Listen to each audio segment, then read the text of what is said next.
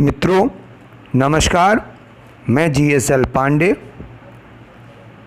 DLED second semester के लिए हिंदी विषय में चर्चा नामक अभ्यास लेकर उपस्थित हूँ।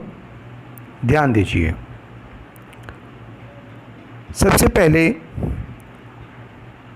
विचार करते हैं कि चर्चा का अर्थ क्या है।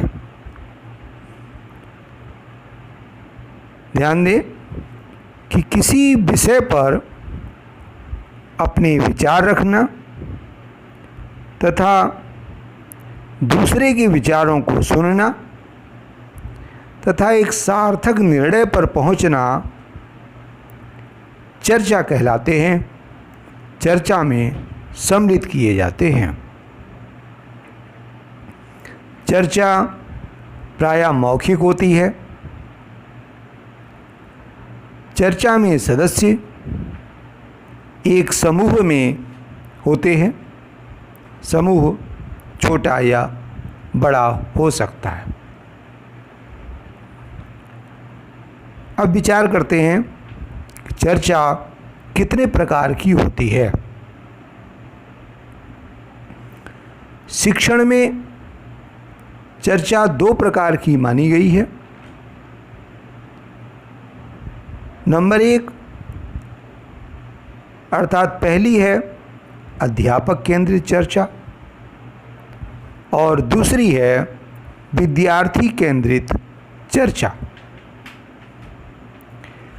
अध्यापक केंद्रित चर्चा में केंद्र रूप में अध्यापक ही रहता है। वह प्रश्न करता है तथा छात्र क्रमिक रूप से अपने अपने विचार रखते जाते हैं। इस प्रकार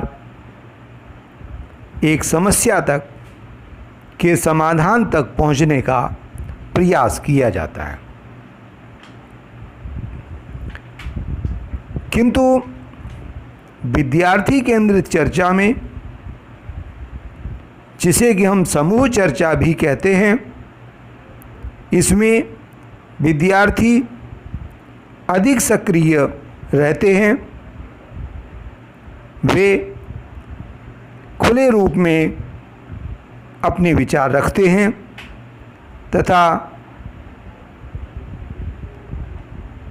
श्रोता भी विद्यार्थी होते हैं और विचार रखने वाले भी विद्यार्थी होते हैं और किसी निर्णय पर विद्यार्थी पहुंचते हैं।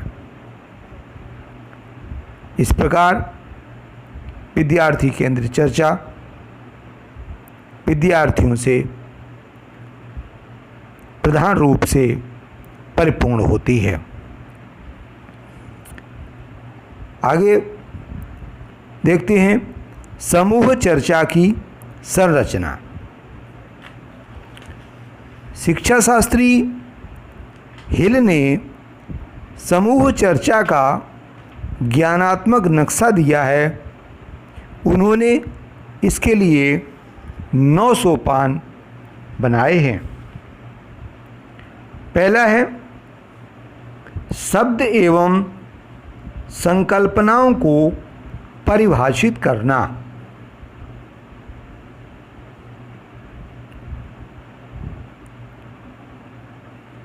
इसका तात्पर्य है कि अध्यापक को चाहिए कि चर्चा के बीच में आने वाले कुछ शब्द अथवा कुछ संकल्पनाओं को वह परिभाषित करते चलें, जिससे कि विद्यार्थियों को चर्चा समझने में आसानी बनी रहे। नंबर 2 है चर्चा सामग्री का सामान्य संदेश कहना। इसका तात्पर्य है कि चर्चा जब प्रारंभ की जाए तो एक सामान्य संदेश दे दिया जाए कि चर्चा किस विषय पर होनी है, इसका उद्देश्य क्या है। ये सामान्य संदेश कहने से चर्चा अधिक सार्थक होती है। नंबर 3 उप प्रकरणों तथा मुख्य प्रकरणों को घोषित करना।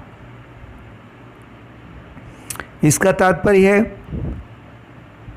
कि जो प्रकरण है, विषय है और उपविषय हैं, उनको घोषित कर देना चाहिए ताकि चर्चा लेने वाले विद्यार्थी उसी विषय पर रहें, उनका मस्तिष्क कहीं अन्य विषय पर न भटके।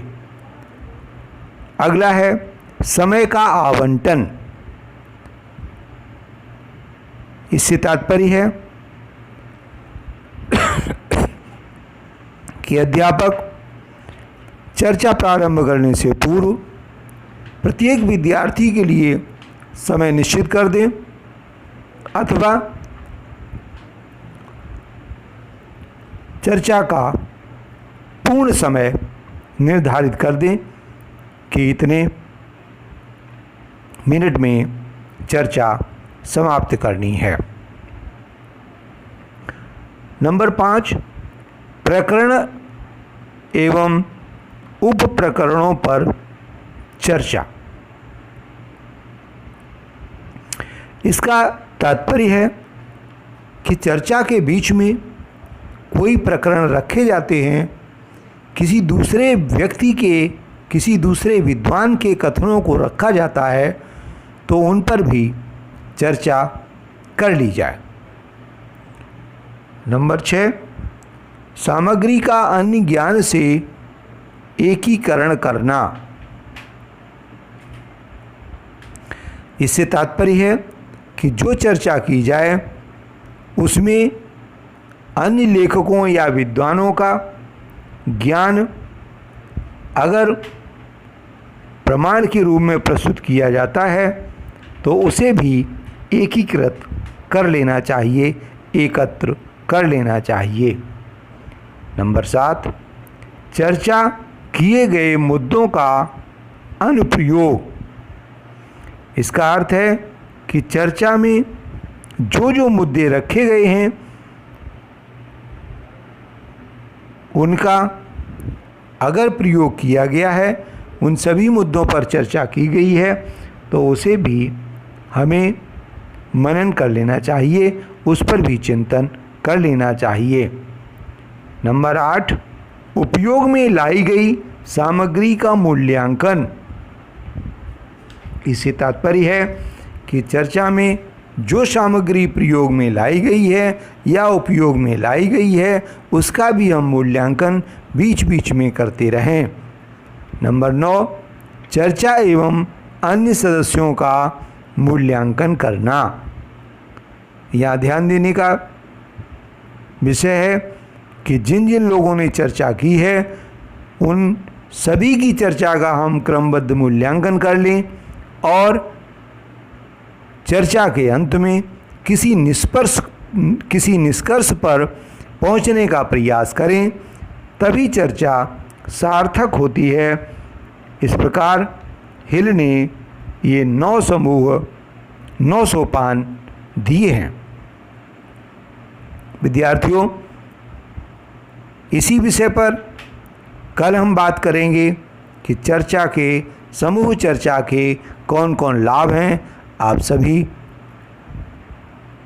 उसको ध्यान से मनन करें और आज भी इस विषय पर विचार करें कि चर्चा से, समूह चर्चा से कौन कौन से लाभ प्राप्त हो सकते हैं। यही अपनी बात को समाप्त करता हूँ। मित्रों, घर पर रहें, सुरक्षित रहें और समाज को भी सुरक्षित रखें। जय हिंद, जय भारत।